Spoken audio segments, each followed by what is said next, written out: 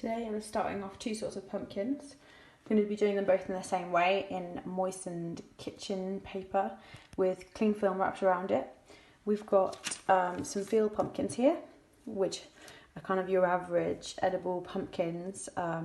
We've got some giant pumpkins on the go, which obviously for the feature and the size, so we actually wanted some ones that we could eat.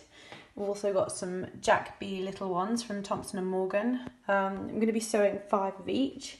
All I'm going to do is moisten the kitchen towel just with the sprinkling head of a watering can, really simply like that. Once they're going to be done, I'm going to pop them all in a centre fold of the kitchen towel, like so. And from there, I'm just going to literally fold it in on itself, wrap it in cling film, and leave it on a sunny window ledge.